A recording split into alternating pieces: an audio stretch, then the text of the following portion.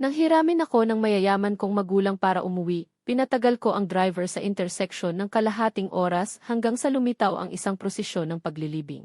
Inunat ko ang aking kamay at hinarang sila, sinabing kailangan ko ng ₱999. Isang babaeng nakaupo sa wheelchair ang nagsalita. Ginoo, ngayon ang araw ng paglilibing ng aking lolo, hindi angkop na hadlangan mo ang daan. Kailangan ko lang ng ₱999, kapag binigay ninyo, may pakinabang ito sa inyo. Tama na.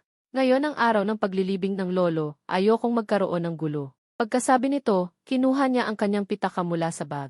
Naglabas siya ng isang tumpok ng pera, sapat na ito para sa numerong gusto mo. Pakiusap, lumayo ka. Kinuha ko ang pera, binilang ang 10 piraso, at isinali ang natitira pabalik sa kamay ng babae.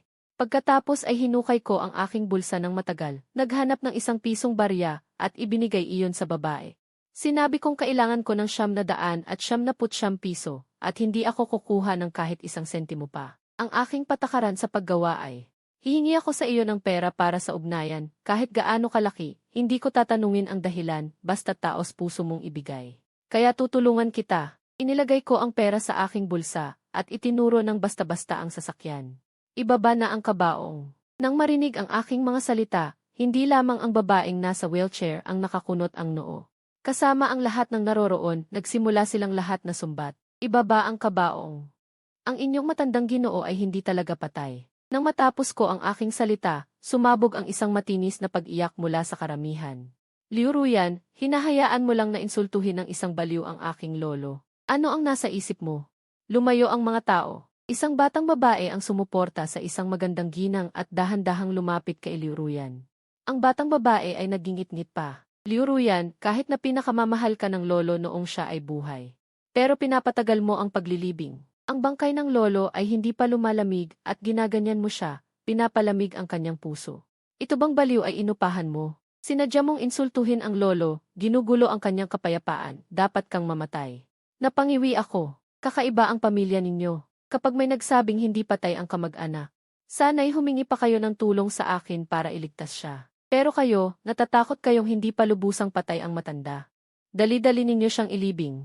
Ang batang babae ay nakasimangot. Ang magandang ginang sa tabi niya. Biglang tumigil sa pag-iyak at ang boses ay naging apurahan. Anong kalokohan ang sinasabi mo? Ang aming matandang Ginoo ay hindi na nabawi, pinatay ng doktor. Gusto naming mailibing siya ng maaga para sa kapayapaan. Ano ang mali? Sa tingin ko gusto mo lang manloko ng pera kaya ka nagsasabi ng ganyan. Hindi ako nagalit kahit na sinigawan ako. Ginang, iwasan ang masasamang salita. Ang iyong diamante ay talagang makakapigil sa sakuna, ngunit ang kasalanang ito ay ililipat sa iyong mga anak. Tiyak na walang magiging tagumpay ang iyong mga anak sa buhay. Pusang hinawakan ng ginang ang diamante sa kanyang dibdib, ang kanyang mga mata ay lumipat sa tabi. Ang batang babae na sumusuporta sa kanya. Huwag kang magsalita ng kalokohan. Ako ba ay nagsasalita ng kalokohan? Alam mo sa sarili mo. Hindi na tumingin si Liuruyan sa salamin, lumingon at pinagmasdan ako sa harap. Paano ako maniniwala sa iyo? Sa pagsubok ni Liuruyan at sa pag-aalinlangan ng lahat. Wala akong pakialam. Nagbilang ako sa aking mga daliri, nag-isip sandali at saka nagsalita ng seryoso. Si Ginoong Gu ay dapat may 79 taong gulang. Noong bata pa siya, mahilig manghuli, maraming nilalang ang nasaktan, kaya nawalan siya. 20 taon ng buhay. Noong nagkasakit ang kanyang pamilya, nanalangin siya para sa kanila, nawalan pa ng 10 taon. Lumungkot ang mga mata ni Liuruyan. Ang lolo ay 69 taong gulang ngayon. Ayon sa iyong sinabi, ang kanyang buhay ay tapos na. Tumango ako. Sa teorya, ganoon nga. Ngunit noong huling bahagi ng kanyang buhay, mahilig siya sa kawanggawa, direkta o hindi direktang nagligtas ng maraming buhay. Ang kanyang kapalaran sa yaman ay nasa rurok na. Kaya ang gantimpala ay direktang bumalik sa kanyang haba ng buhay. Ito ang prinsipyong ang mabuting pamilya ay may sobrang biyaya. Hindi siya dapat mamatay. Maaari ko siyang buhayin, ngunit kung gaano katagal pa siyang mabubuhay, hindi maaaring ihayag ang lihim ng langit. Pumigil si Liuruyan, hindi alam kung paniniwalaan ako. Ngunit ang mga bagay na sinabi ko, hindi alam ng mga ordinaryong tao. Noong isilang siya, mahina ang kanyang katawan, sinabi ng doktor na hindi siya mabubuhay. Nagbayad ang lolo upang ayusin ang lahat ng templo at simbahan sa lungsod, kaya siya nakaligtas. Mahilig bumili ng alahas ang stepmother, ngunit kahit anong mamahaling kwintas ang kanyang itago, hindi niya hinubad ang diamante sa kanyang dibdib. At saka, si Liu Qing, ang kapatid na babae, ay talagang walang natutunan, walang nagawa sa buhay. Hindi ko alam kung guni-guni lang, ngunit naramdaman ni Liu Ruyan na kapag lumalapit siya sa akin, ang kanyang sakit sa dibdib ay bumabawas. Nang makita na lumalambot ang ekspresyon ni Liu Ruyan, ang magandang ginang ay nagmatigas na makipagtalo at itinuro ako, sumigaw. Ang modernong lipunan ay sumusunod sa agham. Nagsasalita ka ng kalokohan, sa tingin ko hindi na kailangan tumawag ng pulis. Dapat direktang tawagan ang mental hospital upang dalhin ka. Naglinis ako ng lalamunan. Dahan-dahan akong lumapit sa babaeng iyon. Kumuha ako ng pera ng tao, tinutulungan ko ang tao sa kanyang problema. Dahil tapat kang nagtanong, sasabihin ko sa iyo ang agham. Ang mga kaugaliang minana mula noon hanggang ngayon. Pagkatapos mamatay ang isang tao, 7 araw dapat hintayin bago ilibing dahil may ilan na nasa estado ng hiningang patay o kunwaring patay. Kung may nakatagpo na may koneksyon, baka magising sa gabay. At saka, 2 oras pagkatapos mamatay. Lilitaw ang mga mansa sa bangkay. 3 araw nang nasa bahay ang inyong matanda, may pagbabago ba sa bangkay? Bahagyang kinagat ni Liu Ruyan ang kanyang labi, parang nagdesisyon na, ibaba ang kabaong. Buksan ang kabaong. Pagkasabi nito, lalo pang nagitngit ang babae. Liu Ruyan, nasisiraan ka na ba? Tumayo ang bodyguard na si Acheng. Hinawakan niya sa balikat ang babae. Ginang, huwag kalimutan ang iyong katayuan. Ang pinuno ng pamilya Liu ngayon ay si Binibining Liu. Huwag kang lumampas. Itinuro ng babae si Acheng. Hindi makapagsalita sa galit, napailing na lang at nahimatay. Nagkagulo ang mga tao, may sumisigaw na tumawag ng ambulansya. Ilan ang nagtulong-tulong. Isakay siya sa sasakyan. Tungkol naman sa pagbubukas ng kabaong, parang sinabi ni Acheng na. Si Binibining Liu ang formal na mag-utos, wala nang nangahas na humadlang. Inutusan ni Acheng ang ilan. Ibaba ang takip ng kabaong ng matanda. Itinulak ni Liu Ruyan ang kanyang wheelchair palapit, may luha sa kanyang mga mata. Matapos mamatay ang kanyang ina, si Lolo ang nagpalaki sa kanya. Sa mundong ito, si Lolo lang ang kanyang kamag-anak. Ngayon, hindi niya man lang nakita si Lolo sa huling sandali, tunay na walang utang na loob. Ang kabaong ay selyado ng mahabang pako. Ilang bodyguard ang may daladalang bareta, nakatingin kay Liu Ruyan. Medyo nag-aatubiling gawin. Kinagat ni Liu Ruyan ang kanyang labi, kinuha ang bareta sa isa sa kanila. Pilit niyang isingit sa biyak, binuksan niya ang unang pako at nagsimula ring buksan ng mga matatapang na bodyguard. Ilang beses lang natanggal ang mga pako. Mabigat ang takip ng kabaong, nanginginig na iniabot ni Liu Ruyan ang kamay. Pilit na itinulak ang takip. Sa maliit na biyak, nakita niya ang maputlang mukha ng kanyang lolo. Hindi pa man napupunasan ang luha, excited na itinulak ni Liu Ruyan ang takip gamit ang 2 kamay. Hindi alam kung sobrang excited o sobrang lakas ng pagtulak, bigla siyang umubo. At dumura ng isang lagok ng dugo. Umaagos ang dugo sa kanyang labi, ngunit wala siyang pakialam. Sa halip, excited siyang humarap sa akin, Ginoong Gu, talagang hindi nabulok si Lolo. Mabilis akong lumapit. Kumuha ako ng isang dilaw na papel mula sa bulsa, para punasan ang labi ni Liu Ruyan. Ang kilos na ito, ay pinigilan ni Acheng na nasa likod ni Liu Ruyan. Anong papel ba yan? Binibini, ako na ang magpunas. Naisip ko, gusto mo lang magpakitang gilas. Hindi mo ba nakikita kung anong oras na ito? Tumingin ako sa lalaki sa likod ni Liu Ruyan. Para sa pag-akit ng kaluluwa ni Lolo, kailangan. Ang dugo ng pinakamalapit na kamag-anak bilang gabay. Dahil nagdurugo ang binibining ito, gagamitin ko na lang ito. Sayang lang, hindi naman kukuha ng dugo sa kanyang braso, di ba? Sumilay ang malalim na tingin sa mga mata ni Liu Ruyan at sinulyapan si Acheng sa likod. Umalis ka, bawal kang bumaba. Pagkatapos, humarap siya sa akin. Matatag ang kanyang mga mata, Ginoong Gu, basta magamot si Lolo. Kahit gaano karaming dugo ang mawala sa akin, okay lang. Umiling ako, para sa ordinaryong tao, konting dugo ay walang problema. Ang dugo mo ay gintong lila, mabagal lumaki. Kahit itong maliit na dura. Ilang buwan bago mabawi. Lumiwanag ang mga mata ni Liu Ruyan, tinitigan niya ako. Kalmado ang aking mukha, dala ang papel na may dugo. Yumuko si Acheng sa tabi. Puno ng pagtataka ang kanyang boses, Binibini, paano niya nalaman na? Ang galing niya pala. Binalaan ni Liu Ruyan si Acheng ng isang sulyap. Alam ni Acheng na nagkamali siya, tinakpan ang bibig at hindi na nagsalita. Gamit ang aking sariling dugo. Hinaluan ko ng dugo ni Liu Ruyan. Binibigkas ko ang dasal para sa kaluluwa. Nang matapos ang anting-anting, biglang dumating ang malamig na hangin. Normal lang ang ibang tao, ngunit nakikita ko ang mga pagbabago sa paligid. Ang iginuhit na anting-anting ay mahinang kumikinang ang gintong lila, ito ang pinakamataas na uri. Anting-anting na gintong lila. Nakatingin dito, nagniningning ang aking mga mata. Halos sumigaw ako sa tuwa. Simula nang matuto ako ng mahika, 3 lang ang nagawa kong anting-anting na gintong lila. Isang itinago para sa aking kaligtasan, ang 2 pa. Naibenta sa halagang 6 na numero. Ang anting-anting na ito para sa pag-akit ng kaluluwa ay maaaring ibalik ang kaluluwa. Na hindi pa tapos ang buhay, iyon ay ang sining ng muling pagkabuhay. Kung ibebenta, tiyak na aabot sa 8 numero ang halaga. Sa pag-iisip na ito, nanghihinayang akong gamitin ito. Ngunit sa harap ng maraming tao, hindi ko rin naman ito maaaring itago. Medyo nasasaktan ako. Idikit ang papel na anting-anting sa noo ng matandang nasa kabaong at lingon kay Liuruyan na sinasabi. Umuwi na kayo at hubarin ang lahat ng damit ng matandang ito, walang maiiwan. Pagkatapos, humanap ng manggagawa ng papel na manika at ipagawa ang isang manikang papel na kasing laki ng matandang lalaki. Isuot ang mga damit na hinubad sa matandang lalaki sa manikang papel. Lahat ng piraso ay hindi dapat makaligtaan at pagkatapos ay sunugin ang manikang papel. Tandaan, lahat ng ito ay dapat matapos bago lumubog ang araw ngayong araw. Umikot ang aking mga mata. 14 na linggo pa, tumigil ang mga tao sa pagbubulungan at sa halip ay tumingin sa akin. Nang may pagtataka, bakit ninyo ako tinitingnan? Hindi ba kayo dapat kumilos? Kumaway si Liuruyan sa kanyang likuran, maingat na isinakay ng mga bodyguard ang kabaong ng matandang lalaki sa sasakyan. Pagkatapos, sunod-sunod na umalis ang mga tao sa kanilang mga sasakyan, ngunit hindi umalis si Liuruyan, sa halip ay nagtaka at nagtanong. Ginoong Gu, kailan po magigising ang aking lolo? Naalala ko ang lilang gininto ang anting-anting. At nakaramdam ako ng labis na sakit. Kapag ang mga titik sa anting-anting ay kumupas hanggang sa hindi na makita, magigising ang matandang lalaki. Dinilaan ni Liuruyan ang kanyang mga labi, mga labing tuyo at punit, Ginoong Gu. Iniligtas mo ang aking lolo, lubos akong nagpapasalamat, mangyaring manatili sa aming bahay ng ilang araw.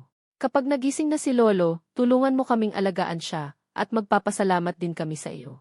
Nagwagayway ako ng napaka-istilong kamay, hindi naman ako doktor, anong silbi ko sa inyong bahay?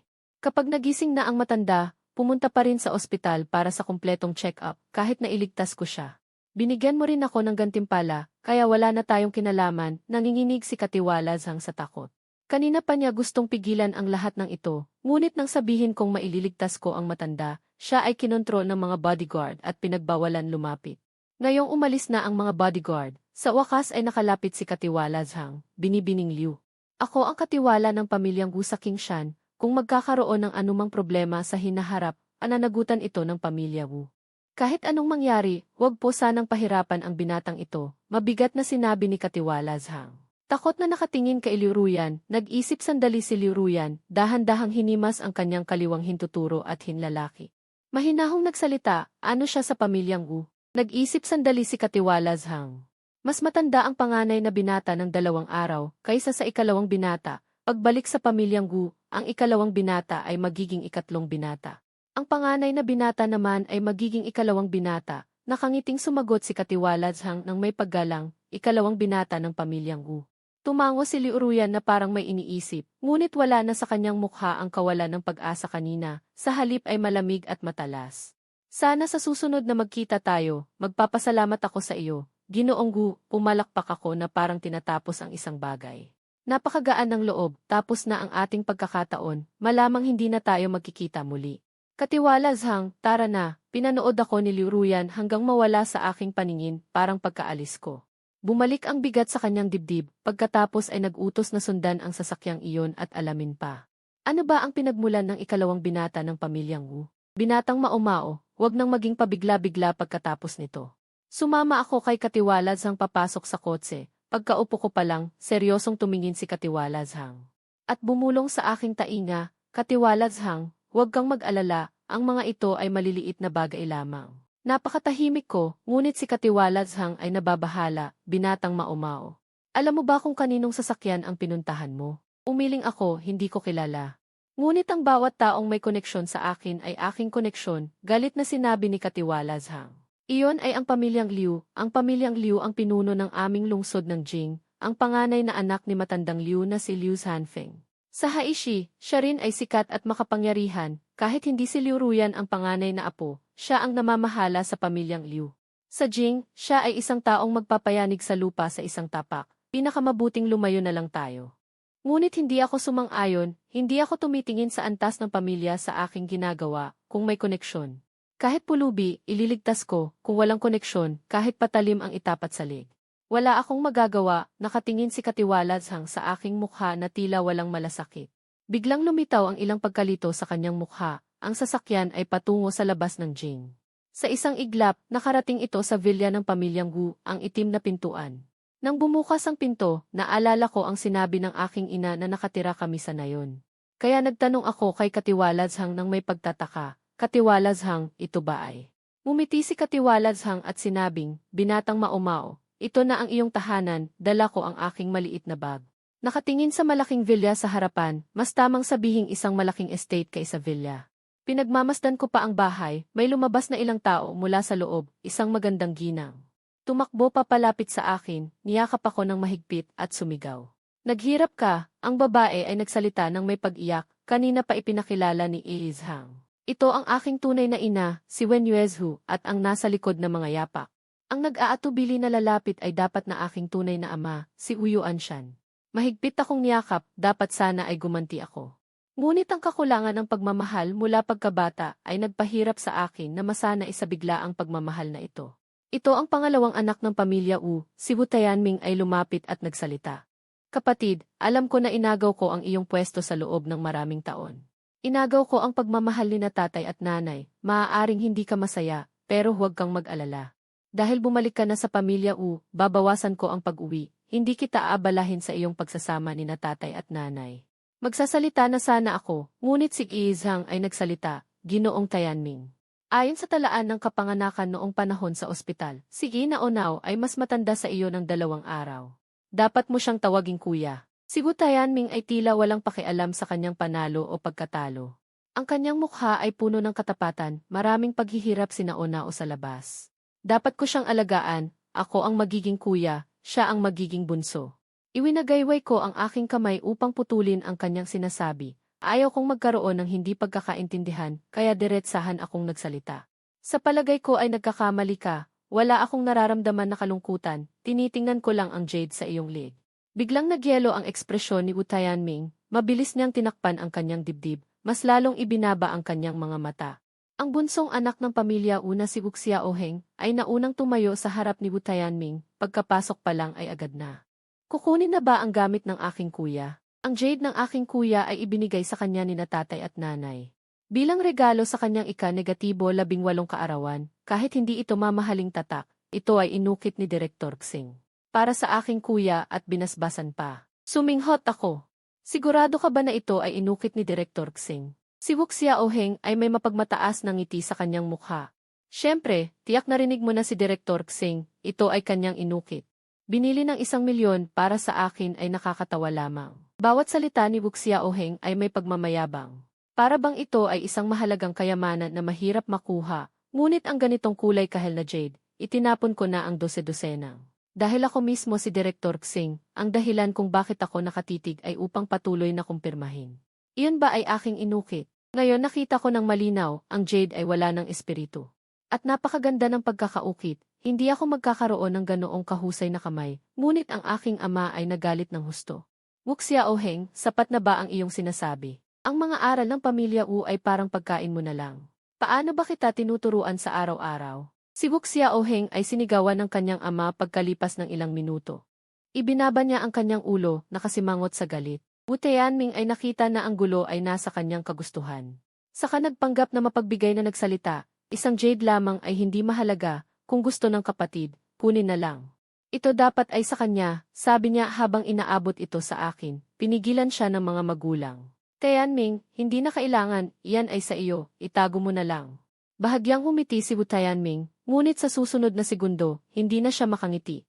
Nakita ko ang aking ina na kumuha ng isang kahon mula sa lamesa at ibinigay sa aking kamay, natigilan ako. Hindi ako mahilig sa mga alahas, dahil sa palagay ko ito ay para sa mga babae. Bakit magsusuot ang isang lalaki ng mga alahas? Nagwagayway ako upang tumanggi, salamat, hindi ko gusto ang magsuot ng mga bagay. Ngumiti ang aking ina ng malumanay, hindi ito mga makalumang bagay, buksan mo at tingnan.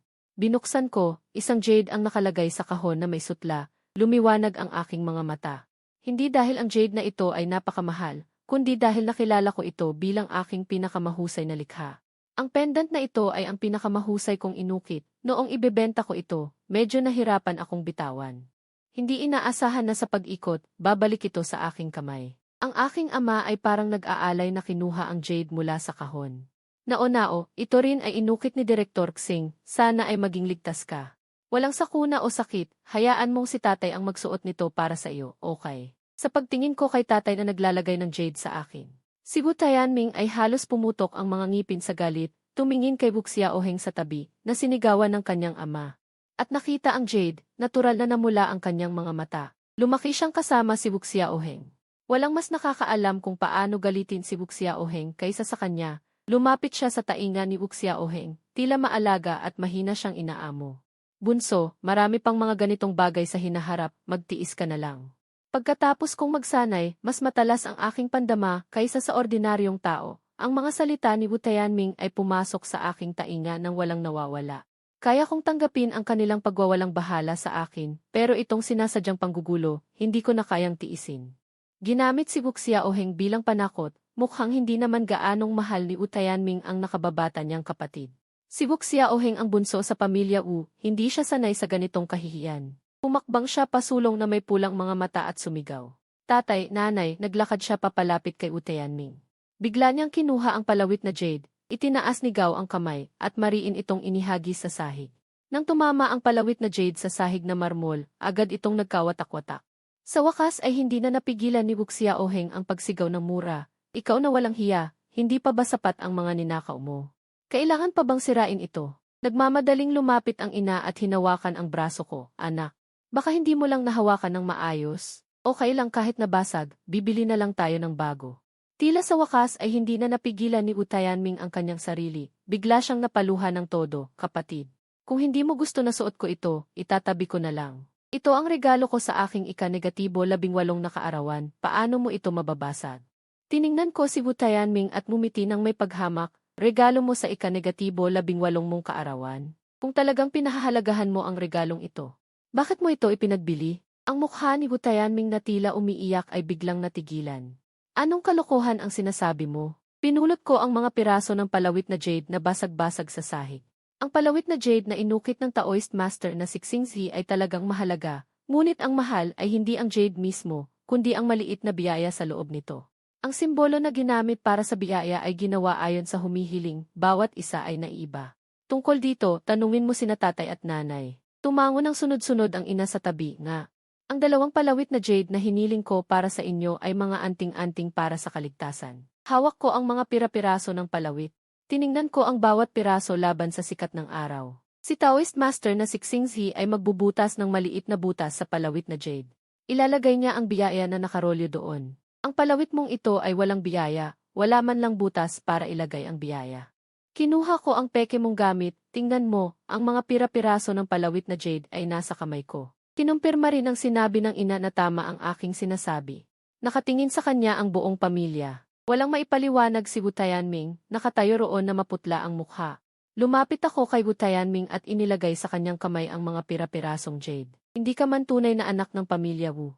Pero simula nang ibalik ako, wala ka namang ibinigay na malaking regalo. Sa tingin ko, mabuti naman ang pakikitungo namin sa iyo. Paano ka nagkukulang ng pera na kailangan mo pang ibenta ang napakahalagang bagay na ito? Lumapit ang ama kay Wu Tianming at tiningnan ang palawit na jade sa kanyang kamay. Tianming, ano ito? Hawak ni Wu Tianming ang basag na palawit na jade, hindi alam kung paano magpapaliwanag. Hindi niya inakala na malalaman ng iba ang kanyang ginawang pagpapalit ng palawit na jade, kaya hindi siya naghanda ng dahilan. Tatay, nanay, hindi ko ginawa. Tumingin si Wu Tianming kay Wu Xiaoheng sa tabi. Siyempre ipagtatanggol siya ni Wu Xiaoheng. Tatay, nanay, bakit hindi ninyo pinaniniwalaan si kuya? Dapat ba kayong maniwala sa isang tagalabas? Nagsiselos lang siya, sinira ang palawit na jade. Tapos magsisinungaling at ibinintang kay kuya. Umiti ako ng malamig, kung hindi ka naniniwala, bigyan mo ako ng 9 na piso. Maaari akong magsagawa ng isang hula para sa iyo. Saan niya ipinagbili ang palawit na jade na ito, at magkano ang nakuha niya? At ano ang ginawa niya sa perang nakuha niya? Inilapag ni Wu Xiaoheng ang kanyang mga kamay sa baywang, 9 na piso lang naman iyan. Ibibigay ko sa iyo. Kung magsusungit-sungitan ka, lumayas ka sa pamilya Wu. Nakita ni Wu Tianming na kinuha ko ang aking bag at inilabas ang aking kompas, nagsimula na siyang matakot. At saka sadyang pinisil ng mariin ang palawit na jade, Hinayaan ang matalim na gilid nito na masugatan ang kanyang kamay. Dumaloy agad ang dugo mula sa kanyang palad. Siya ay pinalaki ng pamilya Wu sa loob ng 20 taon, kaya nang makita ng ina na nasugatan si Wu Tianming. Nagmamadali siyang lumapit at hinawakan ang kanyang kamay. Ay, Tianming, dumudugo ka. Yaya Wang, kunin mo ang medical kit. Nang makita ang pag-aalala at pagmamahal sa mukha ng kanyang ina, biglang napaluha si Wu Tianming, nanay, mali ako. Ang palawit na jade na ito ay peke nga. Noong lumabas ako dati, nawala ko ang palawit na jade. Natakot ako na magagalit ka, kaya nagpagawa ako ng katulad. Sumubsob si Wu Tianming sa mga bisig ng kanyang ina. At umiyak ng malakas, nanay, pasensya na, hindi ko dapat kayo dinaya. Tinapik ng ina ang kanyang balikat, ay, iyong bobo mong bata, nawala lang ang isang palawit na jade, okay lang yun. Ano namang malaki roon? Hinawakan ng ina ang kanyang kamay at dinala sa sofa, mas importante munang gamutin ang sugat sa kamay. Itinago ko ang aking kompas, alam kong dadaan na lang ito ng basta. Ang pagpapasakit sa sarili ay palaging ang pinakamahusay na paraan para malutas ang problema. Ngayon ay maliit na aral lang ito para sa kanya. Kung hindi magbabago si Wu Tianming sa hinaharap, hindi ako magdadalawang isip na patayin ang kanyang ama. Basta't maging maayos si Wu Tianming, ayaw ko namang pagpasok ko pa lang. Ay guluhin na ang buong pamilya Wu. Tutal, mananatili pa ako rito ng ilang panahon. Namula ang mukha ng ama. Tianming, itinuro ko sa iyo, ano man ang mangyari, dapat kang maging tapat. Pamilya tayo, walang bagay na hindi natin mapag-usapan. At saka lumingon siya upang sermonan si Wu Xiaoheng. Talaga namang pinalaki ka ng nanay at kuya mo, wala kang kahit anong pag-uugali. Kung magpatuloy kang magsalita ng hindi maganda tungkol sa iyong kuya, ipapadala ka sa ibang bansa para mag-aral. Puno ng hinanakit si Wu Xiaoheng, simula nang makita ako. Pakiramdam niya ay hindi siya komportable. Gusto niyang makipagtalo sa kanyang ama, ngunit nakita niyang umiling ang kanyang kuya. Kaya napilitan siyang umiyak at yumuko, hindi na sumagot o nagsalita. Dumating si Qiazhang na may dalang medical kit, ginamot ng ina ni Wu ang kamay ni Wu Tianming, at tumabi para sagutin ang tawag. Sa simula ay mahina ang boses, ngunit lalong namumutla ang kanyang mukha, tila may gustong ipaliwanag. Ngunit bago pa siya makapagsalita, pinatay na ang tawag sa kabilang linya, puno siya ng hinanakit. Lumapit sa akin, naglakas loob kang guluhin ang pamilya Liu, baliw ka ba? Namumutla ang noo ng kanyang ama, nais sanang magsalita, ngunit agad na pinutol ni Wu Xiaoheng. Ama, hindi mo alam kung ano ang ginawa ng baliw na ito. Hinarang niya ang sasakyan ng pamilya Liu, sinabing hindi pa patay si Old Master Liu, at pinabuksan ang kabaong na nakasil. Gumamit siya ng mga di umano'y anting-anting, at ibinalik si Old Master Liu, at ang mga nakababata sa pamilya Liu ay nakinig sa kanyang panlilinlang. At ibinalik ang matanda. Nang marinig ito ng kanyang ama, naging seryoso ang kanyang ekspresyon. Namumutla ang noo, nao, totoo ba ito? Bumuntong hininga ako.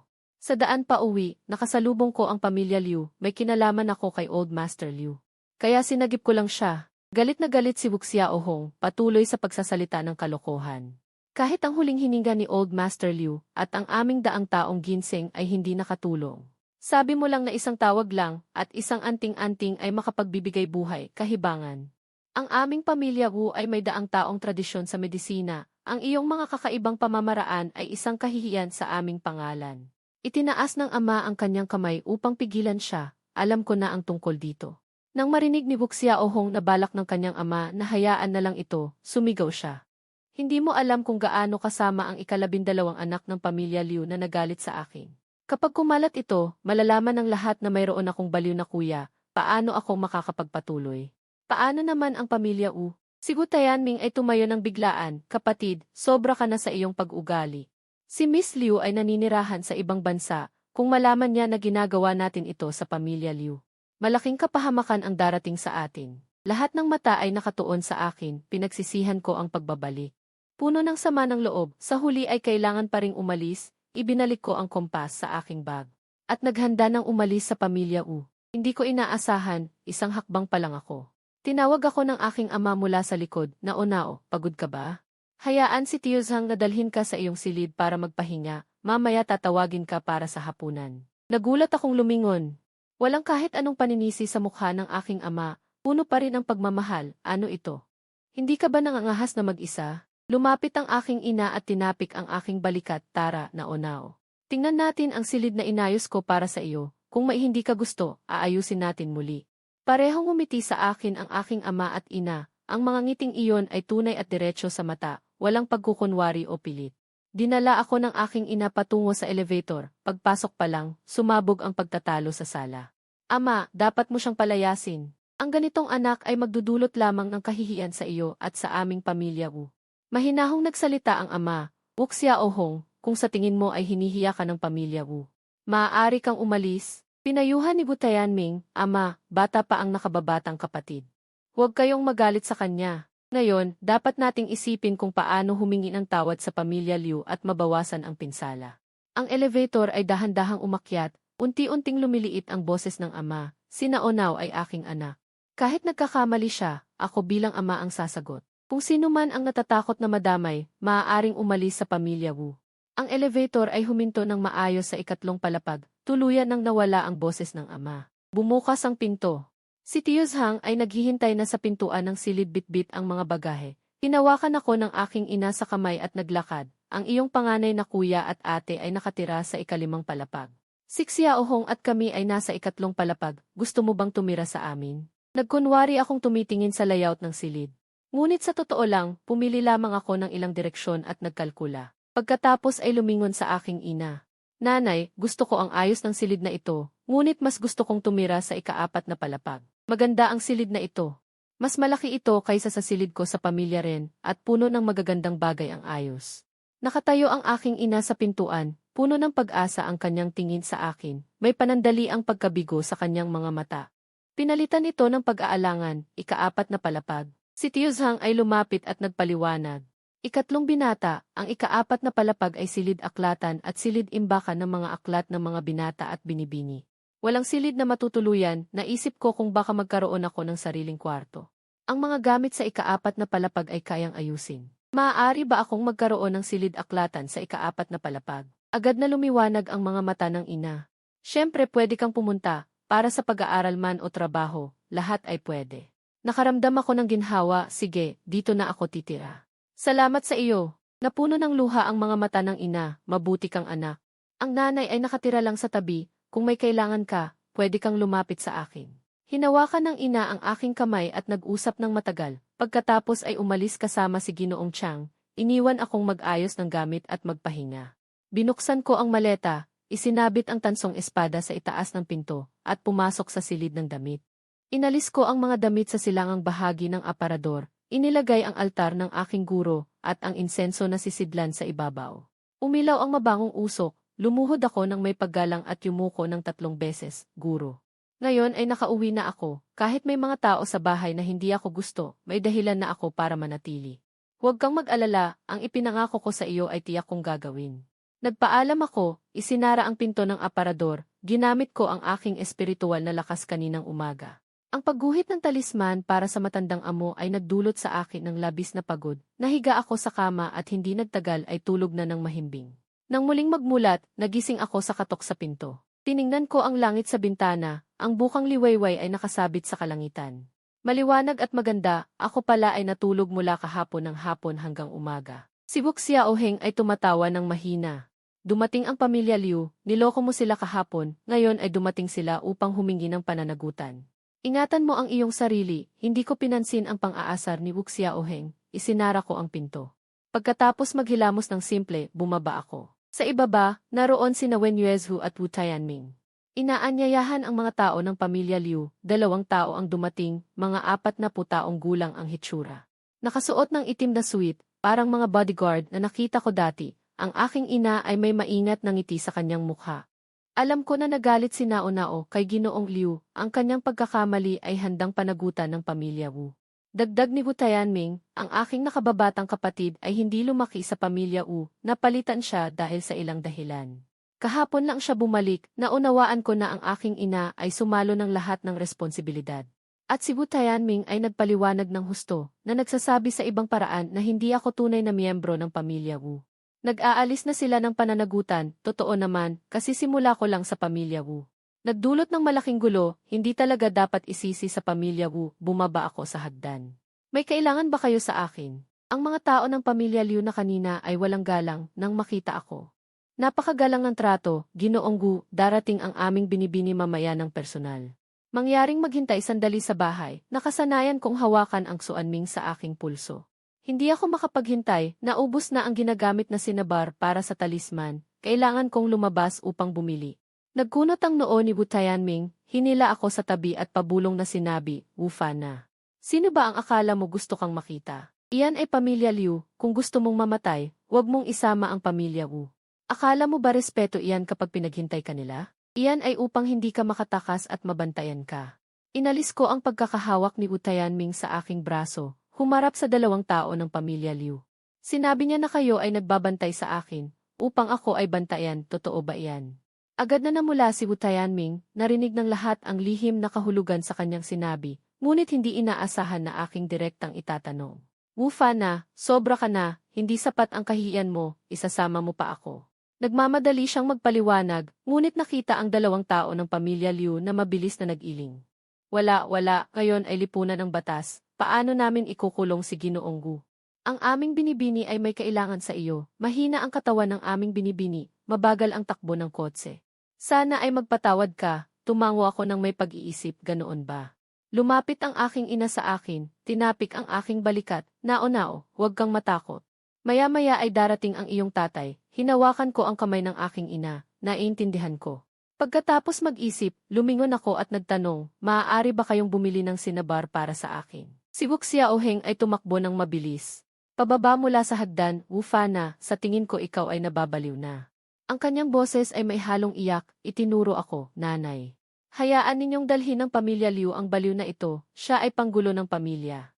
Kahapon pagdating, sinira niya ang jade pendant ng kuya, ngayon ay nagdulot ng gulo. Gusto niyang linisin ng pamilya natin ang kanyang kalokohan, tiningnan ko ang aking ina, nais kong makita sa kanyang mga mata. Naiinip at galit, ngunit ang mga mata ng ina ay puro lungkot. Dalawang hakbang siyang lumapit kay Wu Xiaohong. Itinaas ang palad at mariing pinagtamaan. "Wu Xiaohong, paano mo nasasabi iyan sa kapatid mo?" Tinakpan ni Wu Xiaohong ang mukha, puno ng hindi makapaniwala, "Nanay. Para sa baliw na ito ay sinaktan mo ako." Hindi inaasahan na muling itinaas ng ina ang kamay at sinaktan siya. "Anong baliw? Siya ang kapatid mo." Ang luha ng ina ay parang ulan na bumagsak. Dalawang tao mula sa pamilya Liu ang nakakita ng away, agad na namagitan, "Ginang Gu. Ginoong Gu, wag na kayong mag-away, bibili ako ng baboy na katay, bibili ako." Si Wu Tianming ay umalalay sa ina, "Nanay, huminahon ka, bata pa si Xiaohong. Turuan natin siya ng dahan-dahan." Tiningnan ako ni Wu Xiaohong, titingnan ko kapag dumating ang pamilya Liu. Kung paano mamamatay. Nakatayo si Wu Xiaohong ng galit, walang pagsisisi. Sasaktan pa siya ng ina, hinawakan ko ang kamay ng ina, "Okay lang iyan. Tawagin lang na baliw, dati sa pamilya rin, halos araw-araw akong pinapagalitan." Matagal lang nawala ng pakiramdam. Nanginginig ang labi ng ina, sa wakas ay hindi napigilan at niyakap ako. Umiiyak, ginantihan ko ang ina ng mahinang aliw, may bahagi sa puso ko na mainit. Ako raw ang umaaliw sa iba, bakit parang ako ang naaaliw? Maingay ang pamilya Wu. Si Liu Ruyan ay lumapit din, nakita ni Wu Tianming at sinalubong agad, "Ito po ba si Binibining Liu?" "Magandang araw po, alam ko na nagkamali ang nakababata kong kapatid, ngunit kailangan ko pa rin ipaliwanag sa inyo. Nawala ang aking kapatid noong bata pa, kahapon lang bumalik sa pamilya Wu. Kung may hindi pagkakaunawaan, iminumungkahi ko na tawagin ang kanyang mga magulang na nag-alaga sa kanya upang sama-samang ayusin." Lumingon ako kay Wu Tianming, "Gusto mo rin bang makatanggap ng sampal?" Mukhang nasaktan si Wu Tianming. Agad na nagpaliwanag, "Kapatid, mali ang pagkakaintindi mo sa akin, ang nangyari ngayong araw. May pananagutan din ang pamilya ng iyong mga magulang na nag-alaga, pinalaki nila ang isang mabuting batang lalaki na naging ganito kagwapo. Malamang ay hindi rin nila naturuan ng mabuti, kaya sa tingin ko dapat din silang magkaroon ng bahagi ng responsibilidad." Ngumiti ako ng bahagya, "Ang galing mo talagang mang-insulto, ibig sabihin wala akong pinag-aralan." May narinig na mahinang tawa sa sala, "Hehe." Tumingin ako. Ang babaeng iyon ay nakaupo sa wheelchair tulad noong araw, hindi lang nawala ang anumang palatandaan. Ang madilim na aura ay medyo kumupas. Bahagya akong tumango bilang pagbati. "Binibining Liu, gising na ba ang iyong lolo? Pumunta ka ng may malaking ingay. Para mag-iskandalo, sa tingin mo ba nakakatuwa akong lokohin?" Ang ina ay nakaupo sa sofa. Narinig ang sinabi ko, tumayo at hinawakan ang kamay ko, "Naonawa. Ano ito?" Nasiyahan na si Liu Ruyan sa palabas, sinenyasan ang mga tao sa likuran. Itulak ang wheelchair pasulong. Tita, magandang araw po. Ako ay isang nakababata sa pamilya Liu. Tawagin niyo na lang akong Yan. Tumango ang ina, binibining Liu, magandang araw po. Ano po ito? Kumaway si Liu Ruyan, ang mga tagapaglingkod na may dalang regalo ay sunod-sunod. Na pumasok, pinagmasdan ako ni Nao, paano ako mang-istorbo. Inayos ng mga tagapaglingkod ang mga kahon ng regalo. Sa lamesa, ito ay isang kahon ng dilaw na papel na pangkulam at baboy na katay, malamang madalas gamitin ni Ginoong Gu. Binuksan ni Liu Ruyan ang kahon na hawak niya at ibinigay sa akin. Ito ay isang kahon ng mga perlas mula sa Timog Dagat. Espesyal na ipinadala ng lolo para laruin mo. At itong card, dalhin mo ito sa anumang negosyo ng pamilya Liu. At hindi mo kailangang gumastos. Itong kahon ng purple gold sand ay para gawing pulseras, lahat ay pambihirang kayamanan. Talagang mapagbigay ang pamilya Liu. Talagang hinahangaan ko ang makintab na baboy na katay. Si Wuxia Ohong ay tumakbo mula sa likuran. At siniksik ako, imposible. Nagmanipula ka sa katawan ni Ginoong Liu. Paano ka palalayain ng pamilya Liu? Ito ba ay mga taong inupahan mo para magpanggap? Agad na kumunot ang magandang noo ni Liu Ruyan. Ang lolo ko ay maisakit lang, gumaling pagkatapos ng paggamot ni Ginoong Gu. Mangyaring magsalita ng magalang. Natatakot si Wuxia Ohong sa pamilya Liu, humingi siya ng tulong sa kanyang kaibigan. Nakita ni Wu Tianming ang tingin ni Wuxia Ohong, mabilis na lumapit para magpatahimik, nagkamali kami, nag-abala. Nagkataon lang na napagaling si Ginoong Liu, ito ay isang pagkakataon para sa pamilya Wu at Liu na mag-ugnay. Suminghal si Liu Ruyan. Hindi nagkataon kundi katotohanan. Ngayon sinasabi mo na nag-ugnay tayo, kanina ay umiiwas ka sa responsibilidad. Nakatitiyak ng ngiti si Wu Tianming, binibining Liu, hindi ako naging maingat. Pinatawa ko kayo. Hindi man lang tumingin si Liu Ruyan kay Wu Tianming bago pa siya matapos magsalita. Ay itinulak ang wheelchair at lumapit sa akin. Ano, gusto mo ba ang mga regalo? Tumango ako, gusto ko sanang tanggapin ang dugo ng baboy na ito, ngunit mayroon kang layunin. Kung tinanggap ko, parang may utang na loob ako. Si Liu Ruyan ay nagalit sa ginawang gulo ng dalawang kapatid. Ngunit nang makita ang tusong tingin sa aking mga mata, bumuti ang kanyang kalooban. Wala pa akong sinasabi. Paano mo na lamang maihihilingin ako sa iyo? Ibinaba ko ang buong kahon ng buhangin na lilat ginto. Nagdududa ka pa ba sa aking kakayahan? Ngumiti si Liu Ruyan at umiling. Kung hindi ako naniniwala sa iyo, hindi ako lalapit sa iyo. Tama ka, mayroon nga akong hihilingin sa iyo. Itinaas ko ang aking kamay at gumawa ng mudra upang tayahin. Pagkatapos, kinuha ko ang dilaw na papel na ibinigay ni Liu Ruyan at mula sa aking bag ay inilabas ang brush at isinawsaw sa dugo ng baboy na dala. Gumuhit ako ng isang anting-anting at tinupi ang papel na iyon sa tatsulok na hugis at ibinigay kay Liu Ruyan. Ang hinihiling mo ay kalusugan lamang. Ang anting-anting na ito na isinulat ko para sa iyo ay magpoprotekta sa iyo mula sa lahat ng sakit. Kahit sipon ay hindi ka magkakaroon. Ngunit ang kakulangan sa iyong katawan, hindi ko kayang tulungan. Kailangan mo pa ring magpatingin sa doktor. Medyo malungkot ang mga mata ni Liu Ruyan, ngunit sa huli ay walang sinabi. Ang malubhang sakit sa kanyang wheelchair ay medyo nag-aalala. Hu, maaari po ba ninyong tingnan ang aming binibini? Sa loob ng maraming taon, walang silbi ang mga doktor na nakita namin, ngunit noong huli kang nagkita, bumuti ang kalusugan ng binibini. Nakatulog siya ng mahimbing. Itinaas ni Liu Ruyan ang kanyang kamay at doon na siya tumigil sa pagsasalita. Ang ina na nakaupo sa sopa at hindi nagsasalita ay tumayo at pinrotektahan ako, parang inang nagbabantay sa kanyang anak. Miss Liu, ang aking naunaw ay isang binata lamang. Kung nais ni Miss Liu na magpatingin sa doktor, ang aming pamilya Wu ay may maraming doktor sa ospital ng tradisyonal na gamot na Tsino na makakatulong sa iyo sa pamamagitan ng Chinese medicine. Bukod dito, sinabi ng aking naunao na hindi siya makakatulong, kaya huwag mo na siyang pilitin. Narinig ni Liu Ruyan ang pagtanggi sa boses ni Inang Wu. Inang Wu, hindi ko pinipilit si Enwit Wu. Ngayon, pumunta lang ako upang magpasalamat. Ipinatong ko ang aking kamay sa balikat ng aking ina upang pakalmahin siya. Okay lang, si Miss Liu ay isang makatwirang tao. Kinabahan si Inang Wu, makatwiran. Ang lakas ng pamilya Liu ay alam ng lahat sa buong lungsod ng Jing. Kapag apelyido Liu, walang makatwiran. Walang magawa si Wu, itinaas ang kamay. Miss Liu, tumutulong lang ako sa mga taong may koneksyon sa akin. Marahil hindi pa dumarating ang ating tadhana. Bumuntong hininga si Liu Ruyan, sige, Jing Wu, hihintayin ko ang araw na dumating ang ating tadhana. Umalis si Liu Ruyan at dahil sa dami ng regalo, sinamahan ko siya sa labas. Pagdating sa malaking pintuan, nasalubong namin ang aking ama na nagmamadaling umuwi. Hinila ako ng aking ama sa likuran niya, na may pag-iingat sa kanyang mukha.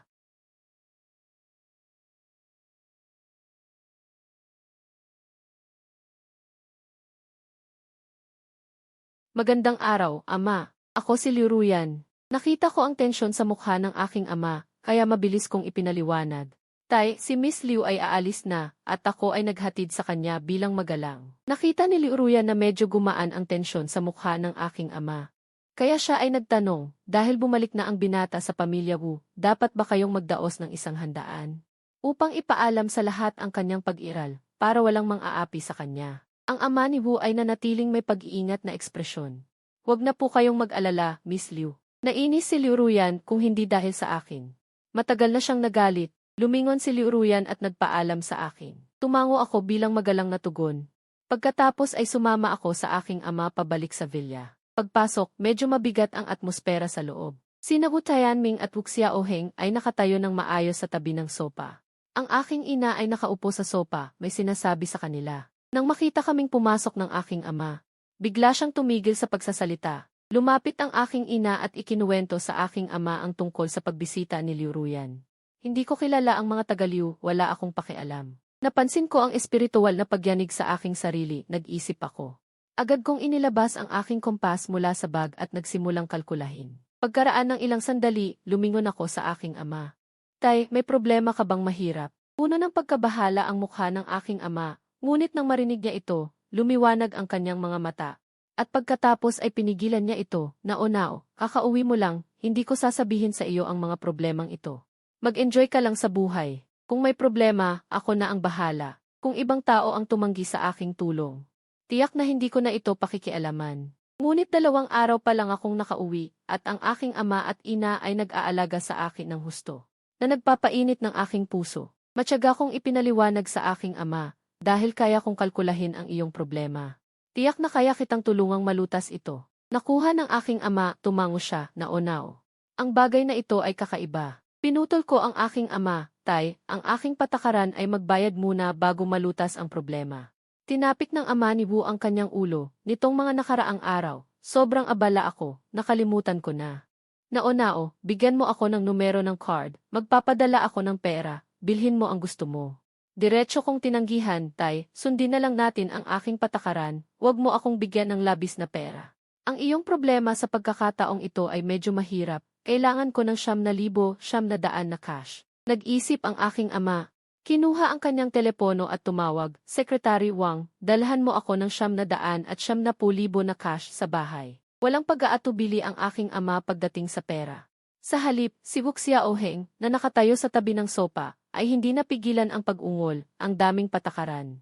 Ang tunay na pakay ay pera pa rin, nagkunwaring mataas. Bigla siyang tumayo mula sa sofa. Ang sinabi ko ba ay para lang sa hangin? Agad na inilihis ni Wu Xiaoheng ang tingin. Ayokong magkaroon ng hindi pagkakaunawaan ang aking mga magulang. Muli kong ipapaliwanag, inay, itay, kahit hindi ninyo maintindihan o suportahan. Napili ko na ang propesyon na ito. Sa aming hanay, dahil sa pagbubunyag ng mga lihim ng langit at pagtulong sa pagbabago ng kapalaran ng tao. Kailangan naming magdusa ng isa sa 5 sumpa na may kinalaman sa pagkabalo, pag-iisa, pagkawala, pagkabulag. 3 kakulangan, kapangyarihan, kayamanan, buhay. Sa madaling salita, hindi ako maaaring magkaroon ng pera. Kailangan ko itong i-donate para sa mabuting gawa, hindi dapat mag-ipon. Kaya kahit gaano pa karami ang ibigay mo sa akin, ibibigay ko pa rin ito. Kahit sa mga taong may koneksyon, kailangan kong maningil. Kung hindi, lalabag ako sa batas ng langit. Agad akong niyakap ng aking ina. Anak, nagdusa ka na. Mula ngayon, hindi na kita bibigyan ng pera ng direkta. Kung may gusto ka, sabihin mo lang sa akin, bibilhin ko ito para sa iyo. Mababa ang aking material na pagnanasa. Kakaunti ang gusto ko, ngunit hindi ko kayang bigin ang aking ina, kaya sumang-ayon ako ng may pagsunod. Ang aking ama ay matigas na nakaupo sa sofa.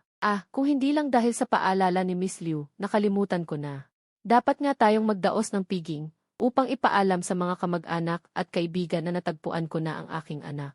Masayang nag-usap ang aking mga magulang tungkol sa piging. Hawak ko ang kompas, lalong lumala ang aking kaba, maaaring mas mahirap ang sitwasyon kaysa sa inaasahan ko. Itay, dalhin mo ako sa taniman ng gamot. Ang aking mga salita ay nagbigay ng kaunting liwanag sa mga mata ng aking ama. Naonao, paano mo nalaman na may problema sa taniman? Hindi ako sumagot. Binigyan ko ang aking ama ng isang nakakapanatag na ngiti. Hinintay kami ni Ihizhang sa labas na may dalang sasakyan, sumakay kami ng aking ama. Ang boses ng aking ama ay mabigat, may hindi maalis na lungkot, naonao. Tiyak na ipinaliwanag na sa iyo ni Ihizhang, ang buong bundok na ito ay pag-aari natin, ang pamilya Wu ay isang siglo ng tradisyonal na manggagamot. Bukod sa pagmamay-ari ng ilang ospital, nagbibigay din kami ng mga gamot sa buong bansa. Tumango ako.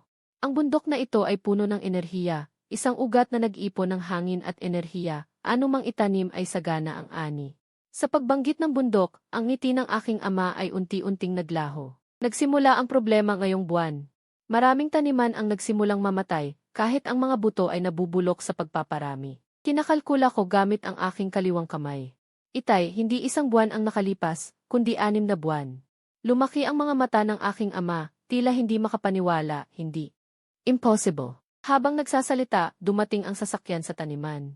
Dinala ako ng aking ama sa patay na taniman. Hinawakan ko ang lupa at naging seryoso rin ang aking mukha. Itay, nakita mo na ba ang ulat ng pananalapi ng kumpanya sa nakaraang 6 na buwan? Seryosong tumango ang aking ama. Nakita ko, walang malaking pagbabago, mas bumuti pa nga. Lalo akong naniwala sa aking hinala. Ang enerhiya ng taniman ay nawawala, ang bisa ng gamot ay lubhang nabawasan. Dati, sapat na ang 3 dosis, ngayon ay 6 na dosis na. Natural na tumaas ang kita. Hindi na napigilan ng aking ama, agad na namula ang kanyang mga mata. Ang aming pamilya Wu ay naging manggagamot ng palasyo noong unang panahon. Sa aking henerasyon, hindi ako bihasa sa medisina, negosyante lamang ako. Ito ay isang kahihiyan sa aming mga ninuno. Kung magkakaroon ng problema ang bisa ng gamot, ang siglong reputasyon ng pamilya Wu ay masisira sa aking mga kamay. Nao-nao, walang kakayahan ang iyong ama. Ang maringal na anyo ng aking ama ay tila yumuko sandali. Tinapik ko ang braso ng aking ama. Itay, huwag kang mag-alala, ang enerhiya ng bundok na ito ay naipon sa libu-libong taon. Hindi ito biglang mawawala. Tiyak na ito ay dahil. Huwag muna tayong magpanik. Kinuha ko ang kompas at kinakalkula, nasa unahan ang ilalim, nasa itaas ang 6 na linya. Itay, makatitiyak ka, may tutulong sa atin, malulutas ito. Sa wakas, ang malungkot na mukha ng aking ama ay nagkaroon ng kaunting saya. Nao-nao, ang tagapagligtas ng pamilya Wu ay ikaw. Kung wala ka, hindi ko alam ang gagawin. Kinuha ko ang papel na anting-anting mula sa aking bag. Kinuha ko rin ang lilang gintong tela na ibinigay ni Liu Ruyan. Pinag-isipan ko ito at nagsimulang gumuhit ng anting-anting. Tapos na ang anting-anting. Itinupi ko ang 2 anting-anting at ibinigay sa aking ama. Itay, itanim ang isang ito sa nabubulok na taniman. Ang isa naman ay ilagay sa isang malinaw na bag, isara ito, at ilagay sa tubig, pagkatapos ay diligan ang ilang taniman ng tubig na ito. Sa ganitong paraan, hindi na mabubulok ang mga buto. Kinuha ng aking ama ang mga anting-anting na parang mahalagang kayamanan, hahanap ako ngayon ng gagawa. Nang lumayo ang aking ama, ginugol ko ang isang hapon sa paglalakad sa buong bundok, inayos ang taniman na iyon. Ang lahat ng enerhiya ng bundok ay dahan-dahang nawawala. Ang bundok na ito ay may malalim na koneksyon sa kapalaran ng buong pamilya Wu. Kung maubos ang enerhiya ng bundok, maubos din ang swerte ng pamilya Wu. Hindi ko na malaya na dumilim na ang paligid. Walang signal sa loob ng bundok. Si Ihizhang kasama ang ilang gwardiya ay hinahanap ako sa buong bundok gamit ang mga flashlight. Binata, oras na ng hapunan. Bumalik na rin ang panganay na binata. Umuwi na tayo, panganay na binata. Medyo nainis ako. Si Wuxiaohong nakasama ni Wu Tianming ay laging nagkakagulo. Kung darating pa ang isang kuya, talagang sakit ng ulo ito. Pagbalik ko sa villa, nakaayos na ang pagkain sa hapag. Si Wuxiaohong ay naging masunurin.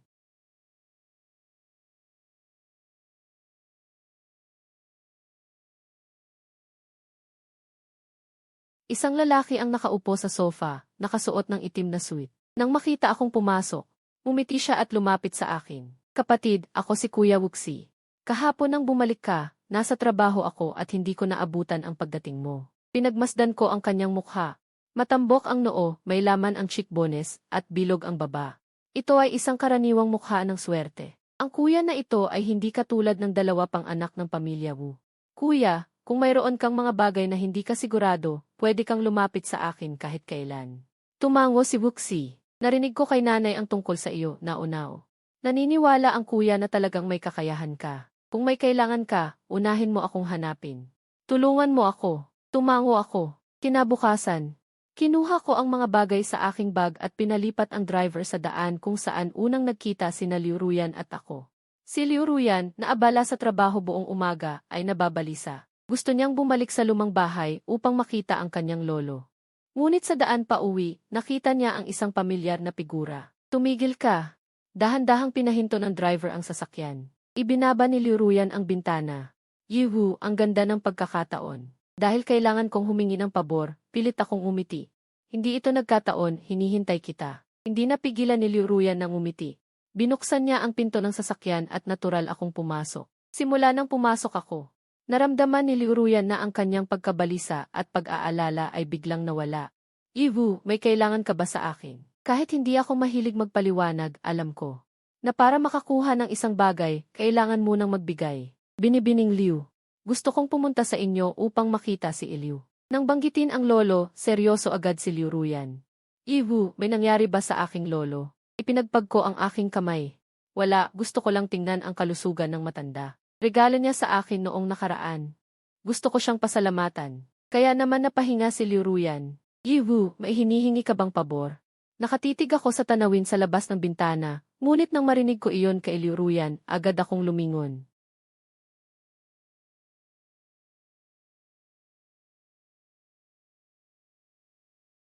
Kumunot ang aking noo. Bakit parang ginagawa mo akong walang puso? Hindi lang ako basta nakikialam sa buhay ng iba. Ang karma ay paikot kung makikialam ka sa bagay ng iba. Makikialam ka sa karma nila. Ang pagsali sa karma ay hindi maganda. Hindi naintindihan ni Liu Ruyan, umiling siya. Ano ang ibig sabihin ng pagsali sa karma ng iba? Hinarap ko si Liu Ruyan at matyagang nagpaliwanag. Ang kapalaran ng bawat tao ay itinakda ng langit. Kailan ipanganak, kailan mamatay. Kung babaguhin mo ang kanyang kapalaran, sasali ka sa kanyang dahilan at kailangan mong tanggapin ang kanyang bunga. Tumango si Liu Ruyan. Ito pala ang dahilan kung bakit ayaw mo akong tulungan, Ihu. Nahihiya ka. Ikaw ay may dalang lila na enerhiya. Hindi ito basta-basta makikita ng mga ordinaryong tao. Kahit tingnan kita, hindi ko mababago ang iyong kapalaran. Kaya kahit anong problema ang harapin mo, hindi kita matutulungan. Malaon na tahimik si Liu Ruyan hanggang sa makapasok sila sa bahay ng Liu. Habang bumababa ang dalawa, biglang sinabi ni Liu Ruyan, Yiwu, tuwing makikita kita. Ang aking pagkabalisa at lungkot ay nababawasan at hindi na gaanong masakit ang aking katawan. Bakit ganito? Isinara ko ang pinto na binuksan ko. Binibining Liu. Kung may kliyente akong mang-aasar sa akin, binabalaan ko sila. Kung hindi sila makikinig, marunong din ako ng ilang fighting techniques. Tiningnan ako ni Liu Ruyan at hindi napigilan ang tawa. Yiwu, mali ang intindi mo. Totoo ang sinasabi ko. Ipinanganak akong mahina ang katawan. Kahit ngayong malaki na ako, halos kalahati ng taon ay nasa ospital ako. Ang ospital ng aming pamilya ay may pakikipagtulungan din sa pamilya Wu. Kung hindi ka naniniwala, pwede kang magtanong sa iyong ama. Nang malaman kong nagkamali ako ng pagkakaintindi, nanatili akong kalmado. Sino bang nagsabi sa iyo na bigla kang magsasalita ng ganyan? Si Liu Ruyan ay umubo, mabilis na nagpalit ng usapan, umalis na tayo. Sumunod ako kay Liu Ruyan papasok sa bahay ng Liu, sa loob ng marangyang villa. Pinalamut siya ng mga larawan at mga dekorasyon, halatang mga antigo, puno ng espiritual na enerhiya. Pinagmasdan kong mabuti ang mga dekorasyon, napansin ito ni Liu Ruyan. Lahat ito ay kinolekta ng lolo. Alam mo rin ba, Ginoong Wu? Hindi masyado, pero nakikita ko ang espiritual na enerhiya sa mga ito. Kung mas matagal ang taon, mas marami ang enerhiya, huminto si Liu Ruyan sa paglalakad. Iwinagayway ang kamay, marahil si Ginoong Wu ay isang dalubhasa sa Feng Shui. May problema ba ang bahay na ito? Kung sasabihin ko, mas mabuti huwag isabit ang larawang ito sa bulwagan. Hindi ko alam ang pangalan ng larawang ito, pero larawan ito ng digmaan. Ang ganitong larawan sa bahay ay maaaring magdulot ng hindi pagkakasundo ng magkakapatid. Lumiwanag ang mga mata ni Liu Ruyan, kahit ang mga tao sa paligid ay tila nagsasabing parang bata. Tumingin ako sa hagdanan, pumunta muna tayo upang makita ang matandang Liu. Pagdating sa pintuan, nakatayo ang katiwala sa harap ng pinto, ang matanda ay katatapos lang matulog. Hindi naman ako talaga pumunta para makita siya. Nagpakita ng kawalang interes, ang aura dito ay mapayapa at matatag, dapat walang problema ang matanda. Huwag na natin siyang abalahin. Pumayag si Liu Ruyan, kung gayon, samahan mo ako, Ginoong Wu, sa hardin. Gusto ko iyan, sabi ko, maghanap tayo ng tahimik na lugar para mas makapag-usap tayo. Pagdating namin sa hardin, biglang nahulog ang silver na pulseras mula sa kamay ko, umalakpak sa paanan ni Liu Ruyan. Natigilan ako, 2 taon ko nang suot ito, hindi pa ito nahulog dati. Bakit biglang nahulog? Habang susungkitin ko, isang mahaba at payat na kamay ang inabot sa akin. Kinuha ang pulseras, itinaas ito ni Liu Ruyan at pinagpag, ang ganda ng tunog ng kampanilya na ito. Nagulantang akong tumingin sa pulseras sa kamay ni Liu Ruyan at hindi sinasadyang tumingin sa kanya. Ito ay Xuanying bell, walang kampanilya sa loob, hindi dapat tumunog kapag inalog.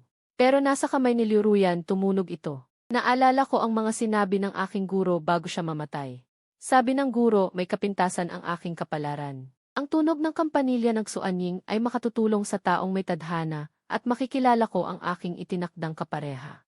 Ang Xuanying bell ay walang kampanilya. Ang taong makapagpaparinig nito ay ang aking itinakdang kapareha. Nag-iba ang isip ko sandali hanggang sa iwinagayway ni Liu Ruyan ang kanyang kamay sa harap ko. Ginoong Gu, okay ka lang. Natauhan ako at mabilis na kinuha ang pulseras, ayos lang ako. Salamat. Wala na akong ganang makipag-usap, diretso kong sinabi ang aking dahilan. Binibining Liu, ganito, gusto kong humiram ng kaunting dugo mo. Alam ko na mahalaga ang iyong dugo. Kaya hindi ko ito kukunin ng walang kapalit. Gagawin ko ang isang bagay para sa iyo. Nag-aalangan ang mukha ni Liu Ruyan. Maaari ko bang tanungin kung para saan mo gagamitin ang aking dugo? Dahil mula pagkabata, sinabihan ako na hindi dapat ibigay ang aking buhok. Dugo, damit ng kusa sa iba. Naunawaan ko ang pag-aalinlangan ni Liu Ruyan. Binibining Liu, huwag kang mag-alala. Hindi ko gagamitin ang iyong dugo para sa kakaibang bagay. Gagamitin ko lamang ito para gumuhit ng anting-anting. Pagkatapos, kinuha ko ang mga bagay na inihanda ko sa aking bag at inilatad. Ito ang dala ko. Ilagay mo ang dugo sa mangkok na ito at iguguhit ko ang anting-anting sa harap mo. Kailangan ba dugo mula sa puso o ibang bahagi? Pinigilan ko ang pagtawa. Tiyak marami kang nabasang nobela, ano ng dugo ng puso. Dugo sa dulo ng daliri ay sapat na. Sumunod si Liu Ruyan at iniabot ang kanyang kamay. Kumuha ako ng silver needle. Bahagyang tusok, lumabas ang pulang patak ng dugo, parang pulang korales sa malalim na dagat. Hinalo ko ang dugo sa sinabar, kumuha ng ilang papel ng anting-anting, at gumuhit ng ilang anting-anting. Pagkatapos mag-isip, kumuha ako ng isa pang papel, manipis na parang pakpak ng sikada. Tinusok ko ang sarili kong daliri at hinalo sa sinabar, pagkatapos ay gumuhit ng ibang anting-anting. Kumuha ako mula sa bulsa ng isang jade pendant na may pattern ng dragon at pinagulong ang papel ng anting-anting. Isingit ko sa jade pendant, ang pendant na ito, kung sa tingin mo ay hindi maganda ang ukit. Ilagay mo sa iyong bag na dala-dala. Tandaan, huwag itong hawakan ng iba at ang anting-anting ay hindi dapat makita ng iba.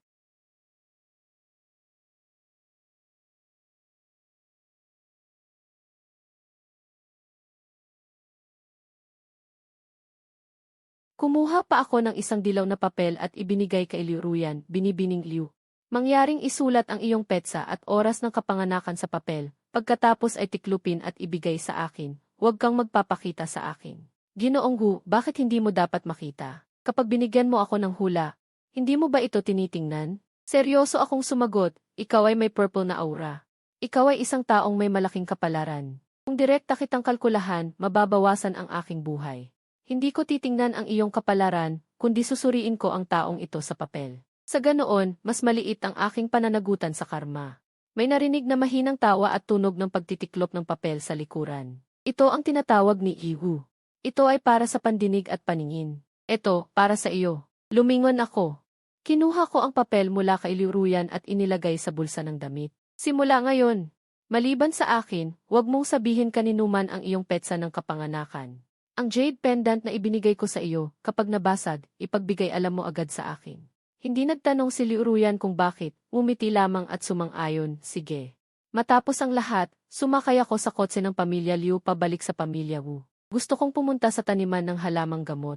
Inilibing ko ang bagong ginuhit na anting-anting sa Jingsu na lugar, pagkatapos ay pinahatid ako ng driver sa likod bundok na pinakamalapit sa taniman. Ang anting-anting na ginuhit ko ay may kaunting epekto lamang. Hindi sapat ang aking kakayahan upang pigilan ang espiritu ng malaking bundok, ngunit ang anting-anting na purpura ginto na ginawa gamit ang dugo ni Liu Ruyan ay kaya. Nang mailibing ko na ang huling anting-anting, naisip kong hindi na dapat palampasin ang oras ng pagkain, kaya maaga akong umuwi. Pag-uwi ko, nang makita ako ng aking ina, tumakbo siya pababa ng hagdan. Nao-nao, ito ang listahan ng imbitasyon para sa bukas na welcome banquet. Tingnan mo kung may mabuting kaibigan na dapat imbitahan. Tumango ako at sinabi, Nanay, kampante ako sa iyong pag-aayos. Wala akong kaibigan, ikaw na lang ang mag-ayos.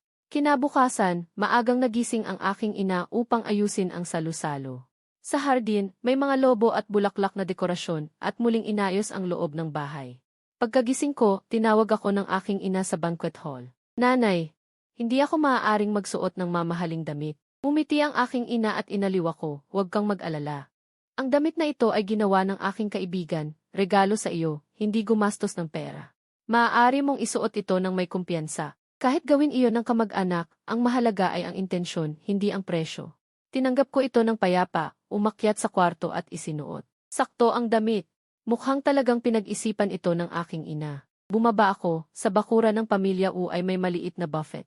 Inilatag na ng mga inimbita na kusinero ang lahat ng pagkain sa mesa, at napakatahimik ng bakuran.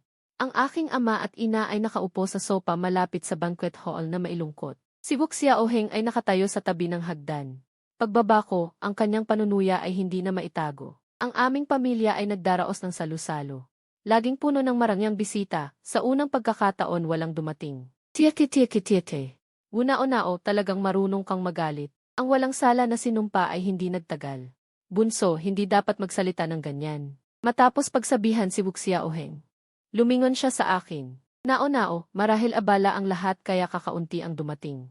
Tiningnan ko ang ilang tao sa bakuran, wala akong naramdaman. Kahit puno ng tao ang bahay, ano naman wala akong kilala. Pinakalma ni Wuxi ang sitwasyon. Nanay, tatay, oras na para kumain. Kung gayon, tayo si Tio Zhang ay nagmamadaling pumasok mula sa labas. Ginoo, ginang, dumating si Dian Wang mula sa Xin and Chinese Medicine Hospital. Tumayo ang aking ama mula sa sopa. Masama ang mukha. Hindi ko siya inimbita, ano ang gagawin niya rito? Umiling si Tio Zhang. Hindi lang si Dian Wang, kundi ilan din sa mga karaniwang kasosyo sa negosyo. Dapat ba naming salubungin sila? Ipinatong ng aking ama ang kanyang mga kamay sa likod. Sumimangot siya. Siya ang kusang dumating, hindi ko siya inimbita. Bakit ko siya sasalubungin? Pabulong na ipinaliwanag ni Wuxi sa aking tainga. Ang Xin and Hospital na ito ay aming karibal. Ilang beses na nilang pinalaganap ang maling balita laban sa aming ospital sa media. Ipinaalam kong naiintindihan ko. Mahigit 10 tao ang pumasok ng mayabang sa banquet hall. Ang kanilang tindig at ekspresyon ay hindi mukha ng taong bumabati, kundi ng naghahanap ng gulo. Inayos ng aking ama ang kanyang damit at tumayo. Dian Wang, hindi ka inimbita ngunit dumating ka. May kailangan ka ba? Si Dian Wang ay maisuot na salamin, kalbo na may kaunting buhok, kitang-kita ang ani.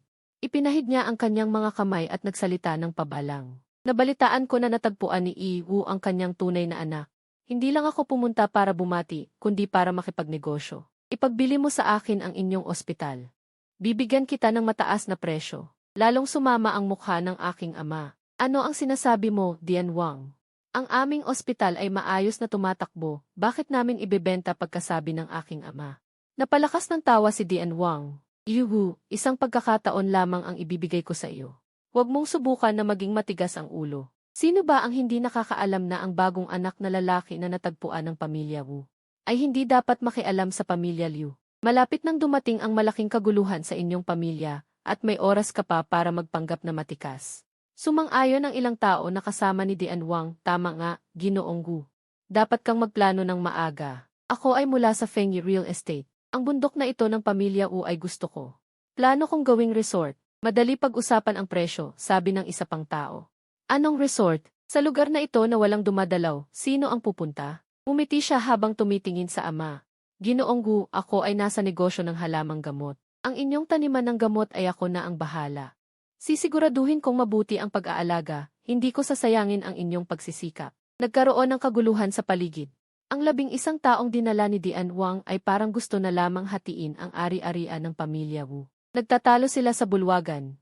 Sino ang gusto kumuha ng ano? Galit na inihagis ng ama ang florera mula sa mesa. Agad na tumahimik ang buong salu-salo. Lumabas kayong lahat. Hinawakan ng ama ang kanyang dibdib, unti-unting naging asul ang kanyang mukha. Masama ito. Umurong ako ng 2 hakbang, kinuha ang bag sa sofa, at inilabas ang dilaw na papel at pulang tinta na brush.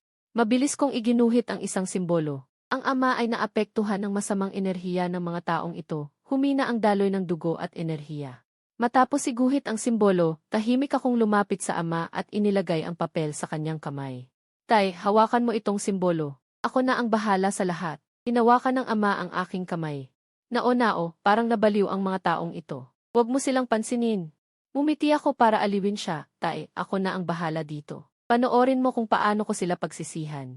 Tumingin sa akin ang ama, biglang mailuha sa kanyang mga mata. Tumayo ako roon nang hindi nagsasalita.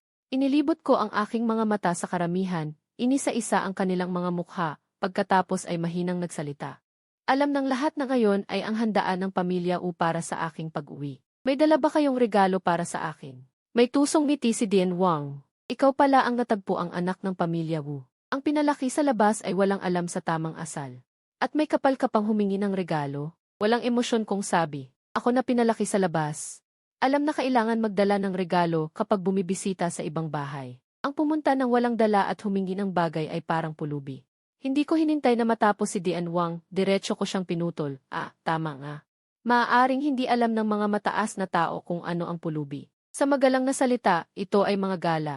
Nakakita ko sa ibang lugar ng mga walang kwentang pulubi. Kapag may kasalan ang isang pamilya, dadagsa sila sa pintuan. Humihingi ng pera. Pagkatapos sabihin iyon, kinuha ko ang isang bandeha ng candy sa sofa at bumulong-bulong. Bato tulad ng matarik na bundok, bumaba. Pagkatapos, itinapon ko ang candy sa karamihan. Magsasalita pa sana sila ng masama, ngunit tumama ang candy sa kanilang katawan. Aray, unang sigaw mula sa karamihan pagkatapos. Sunod-sunod na hiyawan ang narinig. Ano ito? Bakit ang sakit pag tumama sa katawan? Tawa ka ng tawa? Ano ang ginamit mo sa paghampas sa akin? Ang sakit. Tigilan mo ako. Ang sakit. Sunod-sunod kong inihagis ang candy ng malakas. Lalo na kay Dian Wang at sa kanyang anak, hindi nila matingnan ang kanilang mga ulo. Ang anak ni Dian Wang ay napaluhod sa lupa. Hindi ko mapigilan ang aking pagtawa. Ang mga candy na ito ay parang ordinaryo lamang. Ngunit may sumpa ako na nilagay dito. Kapag tumama sa katawan, ito ay parang mga bato. Naubos ko ang isang bandeha. Kinuha ko ang upuan sa tabi para ihampas. Naglakas loob si Dian Wang na agawin ang bandeha ng candy. Binitawan ko ito. Matagumpay na naagaw ni Dian Wang. Pumalakpak ako at mumiti. Dian Wang, napakagaling mo namang magnakaw ng bagay mula sa ibang tao. Inayos ni Dian Wang ang kanyang salamin na may basag na isang lente. Pananakit mo ito sa tao pagtatangkang pagpatay. Tatawag ako ng pulis. Nakataas ang aking mga braso sa dibdib, tumawag ka. Sabihin mo sa pulis na gusto kitang patayin. Ang sandata ay candy. Ikinaway ko ang candy na kasing laki ng kuko sa aking kamay. Galit na itinuro ako ni Dian Wang. Ano ka? Itinaas ko ang candy sa aking kamay. Parang ibabato ko. Natakot si Dian Wang at umurong. Nang makita niyang hindi ko itinapon. Alam niyang niloloko lang siya. Galit na sabi niya, galit ka sa pamilya Liu. Hintayin mo na lang ang kamatayan. Ngayon alam na ng mataas na lipunan na ang pamilya Wu ay may nagpapanggap na anak. Nabalita ang sinugod mo ang bangkay ni Ginoong Liu. Mabuti ang intensyon namin na tumulong bago mabangkarote ang inyong pamilya. Ngunit ganito ang pakikitungo mo sa amin. Sumang-ayon ang mga tao, tama nga. Tama nga, ang galit sa pamilya Liu ay walang magandang kahihinatnan. Tumutulong din naman kami. Ibinaba ko ang aking kamay at dahan-dahang naglakad pasulong. Lalong lumayo ang mga tao, lagi silang nagpapanatili ng distansya sa akin. Ngayon ay magandang araw para umuwi ako. Naniniwala ako na hindi si Dian Wang dito para manggulo, kundi para magpatingin. Hindi ko itatago sa inyo, noong bata ako mahina ang katawan ko, nagkaroon ako ng isang guro. Natuto ako ng tinatawag nilang panloloko sa mataas na lipunan. Ang aming pamilya ay may daang taon ng tradisyong medikal, kaya hindi ko dapat sirain ang reputasyon nito. Tinaas ko ang daliri at itinuro si Dian Wang, mula sa iyo, Dian Wang, nalaman ko kung ano ang ibig sabihin ng. Ang doktor ay hindi kayang gamutin ang sarili, maputla ang iyong kulay, ang iyong tenga ay kulay abo. Pero may kaunting init ng ulo, ang 3 segundo ay talagang mahirap gamutin, pero huwag kang sumuko sa pagpapagamot. Namula ang mga mata ni Dian Wang, nanginginig ang labi sa galit, nagbubula ka. Wala akong 3 segundo, nagkunwari akong naintindihan. Hindi ka 3 segundo, wala akong reklamo, hindi ko dapat isiwalat ang kalagayan ng pasyente sa publiko. Pero, nagkaroon ka na ng 3 anak na lalaki, kahit 3 segundo ka. Wala namang problema, pagkatapos kong magsalita, nagsimulang magbulungan ang mga tao. Saan galing ang 3 anak na lalaki? Si Dian Wang ay may iisang anak lamang, ang anak ni Dian Wang. Ay bumangon din mula sa lupa, anong pinagsasabi mo? Ang tatay ko ay may isa lang akong anak. Nagkunwari akong parang isang manghula, pinikit ang mata at nagbilang sa isip. Nagbilang ako ng sandali, binuksan ang mata at tinitigan ng direkta ang anak ni Dian Wang. Ginoong Wang, sigurado ka bang isa ka lang anak? Ang iyong ama ay may iba pang. Nagkaroon ng kambal na anak na lalaki sa labas? Ay, huwag mong sisihin ang iyong ama. Kung hindi dahil sa mababa ang iyong katalinuhan, at ang iyong ina ay parang tigre, hindi siya hahanap ng ibang babae upang magkaanak. Tumingin sa akin ang anak ni Dian Wang, at tumingin din sa kanyang ama, tatay. Totoo ba ang kanyang sinabi? Mariing itinanggi ni Dian Wang, anak. Makinig ka sa akin, wala akong ginawa, nanloloko siya. Sinalungat niya ang pamilya Liu at ngayon ay nagkakalat ng kasinungalingan, nagkunwari akong walang muwang. Siyempre tatanggihan ng iyong ama, kung malalaman mo, tiyak na hindi ka papayag. Dahil dalawa ang anak na lalaki, ang mana ay hahatiin sa 3, ikaw ay makakakuha lamang ng 1/4. Muling nagtanong ang anak ni Dian Wang, tatay, totoo ba ang sinabi niya? Dahil sinabi niyang 3 segundo ka, hindi pwede, may isang tao sa paligid na hindi napigilan ang pagtawa. Hindi na sumagot si Dian Wang sa kanyang anak, sumigaw sa akin, ay dedemanda kita, ay dedemanda ko ang pamilya Wu. Paninirang puri ka, nagkunwari akong takot, huwag mo akong idemanda. Sige, sasabihin ko ang totoo, hindi iyon ang iyong mga anak. Huminga ng malalim si Dian Wang, na may mukhang naapi, sinabi sa kanyang anak, anak. Tingnan mo, inamin niya na, nagbubula siya, parang ako mismo ang nagbilang. Ang iyong kambal na anak, hindi iyong binhi, ang iyong kerida ay nagkaroon ng ibang lalaki at ipinanganak sila. Dian Wang, hindi ka ba nagduda? 3 segundo ka. Paano ka magkakaroon ng anak na lalaki? At kambal pa, naku. Talagang matapang ka sa pag-iisip, ang iyong kerida ay matapang din sa paggawa, pareho kayong. Walang dalawang uri ng tao sa iisang kama, pareho kayong nag-iisip ng maganda, ang anak ni Dian Wang ay tuwang-tuwa na nagtanong. Totoo ba? Talaga bang hindi anak ng tatay ko iyon? Hindi ako sumagot. Tumikom lang ako ng labi at nagpahayag ng simpatya kay Dian Wang. Si Dian Wang ay nakatulala sa kinatatayuan. Ang kanyang mukha ay namula, pumuti at naging berde, tinanggal niya ang kanyang salamin. Pinunasan ng mukha, nanginginig na kumuha ng telepono mula sa bulsa, pagkatapos kumonekta ang telepono. Nagsalita siya habang lumalabas, tanong, King. Ang bata ba ay akin? Sabi ko, lagi akong 3 segundo lamang. Paano ako magkakaroon ng kambal na anak na lalaki? Hayop ka, niloko mo ako. Halos tumakbo si Dian Wang palabas ng villa ng pamilya Wu, umalakpak ako at tumawa. Ang mga tao ay nagulat sa sunod-sunod na pagbabago, walang makapagsalita, may nagsimulang bumulong. Ay, ang anak ng pamilya Wu ay may kakayahan yata, si Dian Wang ay mahigpit na itinago iyon. Talagang nakompute niya, ang anak ni Dian Wang, nakikinig sa bulungan ng mga tao. Namula siya ng husto, sumunod kay Dian Wang palabas, naglakad-lakad ako. Tumingin sa mga tao, ay, sino ang susunod kong gagamutin? Nakita ko ang isang lalaki, siya nga ang nagsabing bibili ng lupang gamot. Kumunot ang aking noo. Ginoo, madalas ba kayong nilalamig at parang mabigat ang inyong likod? Hindi gaanong gaan ang katawan. Tumingin-tingin ang lalaki, nang matiyak na ako ang kausap. Mumuso siya. Anong kinalaman mo? Ikaw na bata, sasabihin mo na naman na may anak ako sa labas? Seryoso ang aking boses. Hindi lang iyan, lagi kang nilalamig ang likod. Kahit tag-init, mahaba ang manggas at pantalon. Dahil sa masamang espiritu, isang hakbang ang lalaki pabalik. Nagbago ang mukha, nalito. Kalokohan! Saan ako magkakaroon ng masamang espiritu? Itinuro ko siya. Alam mo ba ang kasabihang hindi nawawala ang kaluluwa ng patay? Isang malaki at isang maliit, 2 tao ang nakasakay sa iyong likod. Nataranta ang lalaki, hinampas ang likod. Wala. Anong kaluluwa? Pagsasabihan kita, sasaktan kita. Gumawa ako ng tanda gamit ang kamay. Patuloy na nagkalkula. Adik ka sa sugal, may utang ka sa mga nagpapautang. Sa oras na iyon, naisip mo ang malaking siguro ng asawa mo. Itinulak mo siya mula sa bangin. Ginawa mong aksidente, nakuha mo ang malaking bayad sa siguro, nabayaran ang utang. Ginamit mo ang natitira para sa negosyo, kaya ka naging ganito ngayon. Nakalimutan mo na ba? Ginoo, buntis ang asawa mo noon, 2 buhay ang nawala. Masarap ba ang tinapay na may dugo ng tao? Napakaseryoso ng boses at mukha ko. Nakita ng lahat na iba ang aking ugali, lahat ay umatras ng isang hakbang. Sandaling nagulat ang lalaki pero kumalma. Walang ebidensya. Wala talagang ebidensya. Umiling ako ng mahina. Wala akong ebidensya. May ebidensya ang pulis. Sa loob ng 3 araw, pupunta ka sa dapat mong puntahan. Tiningnan ko ang lalaki ng may kahulugan. Huwag mong isipin na makatakas, hindi ka makakaalis. Ang 2 multo sa iyo ay babantay sa iyo palagi. Itinaas ng lalaki ang kamay para saktan ako.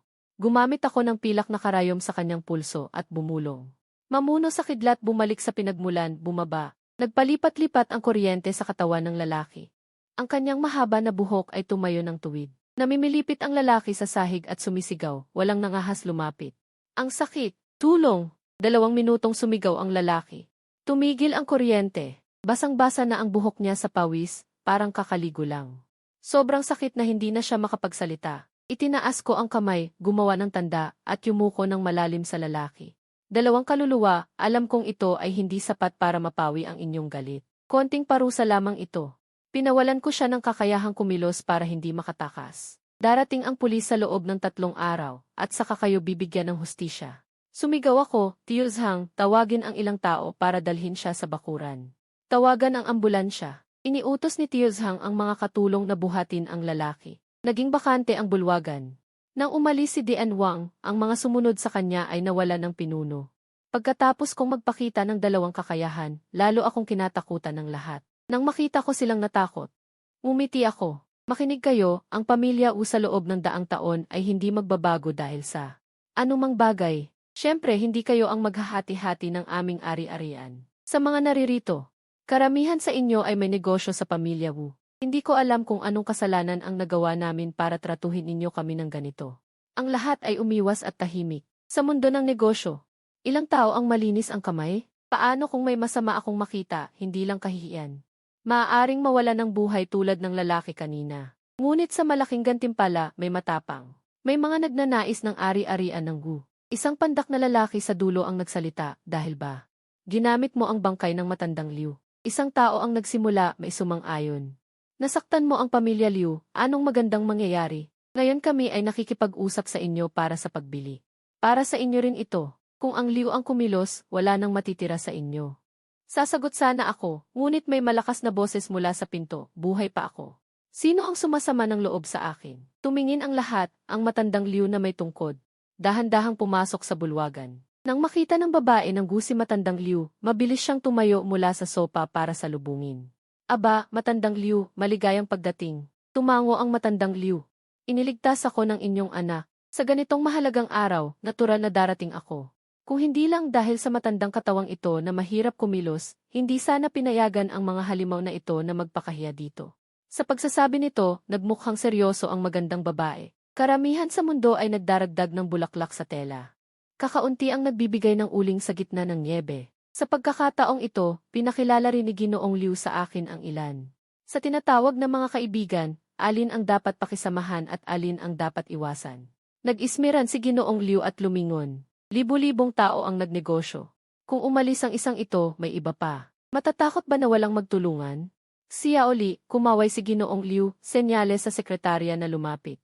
Lumapit ang sekretarya at tumayo ng may paggalang. Itala lahat ng nagdulot ng gulo ngayon. Pagbalik, tingnan. Kung may pakikipagtulungan ang aming Liu Corporation, tapusin lahat. Hinding-hindi na muling makikipagtulungan. Pagkasabi ni Ginoong Liu, nagkagulo ang bulwagan. Ginoong Liu, napunta lang kami rito dahil sa mga tsismis. Wala kaming masamang intensyon. Ginoong Liu, maawa kayo. Ako ang apo ng inyong kaklase. Ginoong Liu, ang aking presyo ang pinakamura. Dapat niyo pa ring isaalang-alang. Malakas na hinampas ni Ginoong Liu ang kanyang tungkod, pinatigil ang mga salita ng mga ito. Hindi pa ba malinaw ang sinabi ko? Umalis na kayo. Si Ginoong Liu ay namuno ng Liu Corporation sa maraming taon. Ilang kumpanya ang nasira sa kanya. Kahit matanda na siya, nananatili ang kanyang takot. Ang mga taong iyon ay umalis ng nakayuko. Ang mga natira ay ang mga unang pumasok. Sila ay laging may pakikipag-ugnayan sa pamilya Liu. Ang iba ay taos pusong bumati, ang iba ay nanood lamang. Sa oras na iyon, lahat ay labis na nagpasalamat. Na hindi sila gumawa ng anumang hindi nararapat laban sa pamilya Liu, ay napanatili nila ang ilang dangal. Pinanood ko ang mga taong dumarating at umaalis, wala akong gaanong naramdaman. Noong araw na iyon, ang matandang lalaki na nakahiga sa kabaong ay lumapit sa akin ng masigla. Ginoong Gu, salamat sa pagligtas sa akin. Ang aking saloobin ay hindi nagmamataas o nagmamaliit. Nagalang si Ginoong Liu, dapat kayong hindi mamatay dahil sa inyong maraming kabutihan. Nagkita lang tayo dahil sa tadhana, ginawa ko ito ng madalian. Umiti si Ginoong Liu ng may kabaitan. Bata ka pa, ngunit malalim ang iyong kaalaman sa dao. Talagang kahanga-hanga. Hindi ko alam kung may kailangan pa akong ingatan sa hinaharap. Alam ko na ito ay... Si Ginoong Liu ay nagtatanong tungkol sa kanyang haba ng buhay. Ginoong, ang tadhana ay itinakda ng langit. Huwag pilitin. Gumawa ka ng maraming kabutihan at natural kang tatanggap ng biyaya. Si Lolo Liu, na nabuhay ng ganitong katagal, ay isang matalinong tao. Naunawaan niya na ayaw kong magsalita ng marami. Hindi na siya nagtanong pa. Pinalitan ni Inang Gu ang mga katulong upang linisin ang magulong sahig ng bulwagan. Sinamantala ni Amang Gu ang pagkakataon upang anyayahan si Lolo Liu. Lolo, mamasyal tayo sa hardin. May ilang bagay akong negosyo na nais kong talakayin sa inyo. Tumango si Lolo Liu ng sunod-sunod. Matapos maglakad ng ilang hakbang, lumingon siya, Ginoong Gu. Darating din ang aking hindi kapakipakinabang na apo, ngunit dahil sa kanyang pagkatao. Hindi siya angkop na magpakita rito. Maaari ba kayong pumunta sa pintuan at salubungin siya? At pagkatapos ay pumunta sa isang lugar na medyo tahimik. Tumango ako at pumayag. Lumingon ako at nagtungo sa pintuan. Hindi ko talaga gusto ang ganitong mga sosyalan. Bukod pa rito, may itatanong din ako kay Liu Ruyan. Nang tumayo ako sa pintuan, si Wu Xiaoheng ay tumakbo at sumunod sa akin, kasunod si Wu Tianming. Nang makita ako ni Wu Xiaoheng, sinalubong niya ako ng mura, Wu Fan, paano ka pa nagkakaroon ng mukha na magtagal dito? Ilan bang gulo ang naidulot mo sa pamilya Wu? Kanina, ang buong pamilya namin ay nakulong sa bulwagan. Pinilit, ininsulto. Alam mo ba, ito ang unang pagkakataon na napahiya ako ng ganito. Lahat ng ito ay dahil sa iyo. Pwede ka bang umalis? Pagkatapos murahin ni Wu Xiaoheng. Dumating din si Wu Tianming sa tabi namin, Xiaoheng, ingatan mo ang iyong pananalita. Kung malaman ito ng mga magulang, sasabihan ka na naman. Si Wu Xiaoheng ay puno ng kahihiyan, kuya. Hindi mo alam kung paano ako ininsulto ng mga lalaking iyon. May luha sa kanyang pilikmata, puno ng sama ng loob. Sabi nila ako ay kapatid ng isang manloloko. Sabi nila si Wu Fan ay baliw. Sabi nila ako ay baliw din. Maraming beses akong minura ni Wu Xiaoheng. Hindi ko siya pinansin. Naranasan mo na rin iyon, di ba? Ang mga taong iyon ay dumating na mailayuning. Manamantala, ang kanilang mga insulto ay binawian ko rin ng ganti. Hindi ba?